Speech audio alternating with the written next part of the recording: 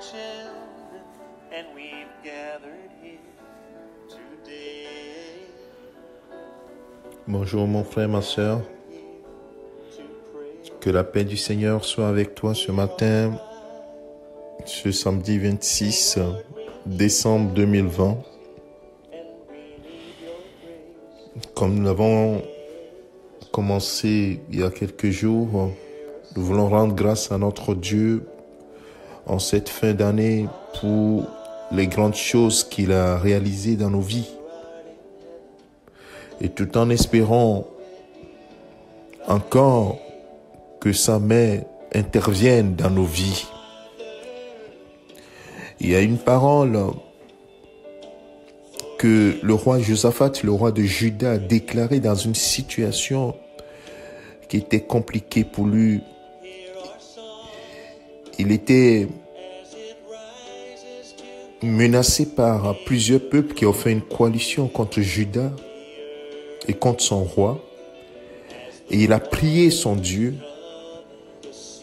Et l'Éternel, par son prophète, a déclaré qu'il prenait le combat en son compte. Et c'est ce que le Seigneur fait pour nous. C'est lui qui nous prend à sa charge. Il faut le savoir. Et qu'est-ce qui va se passer? Le roi Josaphat va prendre une position qui est la position que nous devons prendre aujourd'hui. Il va exhorter le peuple à ne pas regarder au problème, mais à se confier à l'Éternel, tout en le remerciant.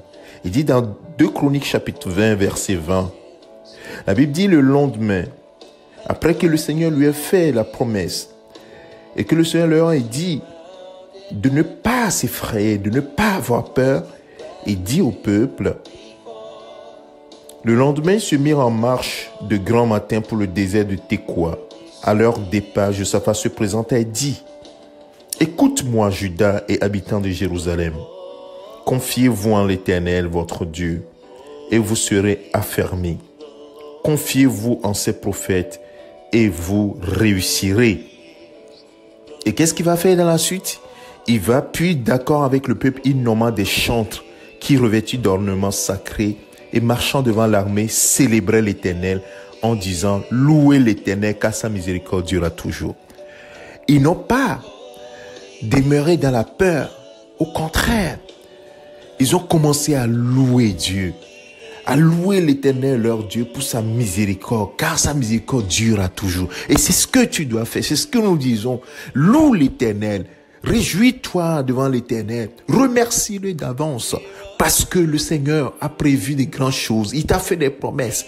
Bien-aimé, il reste quelques jours à la fin de l'année pour nous séparer de la fin de l'année, mais notre Dieu n'a pas encore dit son dernier mot. Alors frère, sœur, réjouis-toi, commence par lui dire merci pour les promesses qu'il t'a fait pour 2020, que tu n'as pas encore vu réaliser, alors que tes yeux soient sur lui et dis Seigneur merci pour les grandes choses que tu as faites et celles que tu feras encore davantage.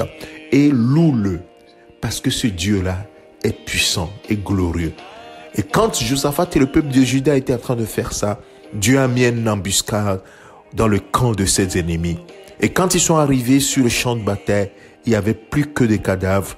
Ils n'ont même pas levé le petit doigt pour vaincre. Le Seigneur a combattu pour eux. Et ce matin, je déclare que l'Éternel combattra pour toi. La promesse, elle est claire. La victoire appartient au camp de l'Éternel. Alors, ce qui te reste à faire, c'est quoi? C'est de lui rendre grâce et de te réjouir en l'Éternel, ton Dieu, pour sa promesse.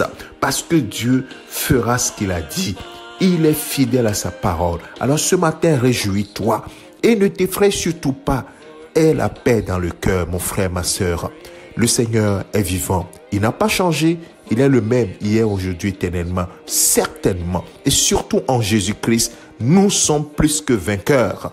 Alors, ce matin, réjouis-toi et célèbre ton Dieu. Au nom de Jésus-Christ, nous avons ainsi prié. C'est ton serviteur, le pasteur Alexandre. Réjouis-toi surtout, frère, ma sœur. Amen.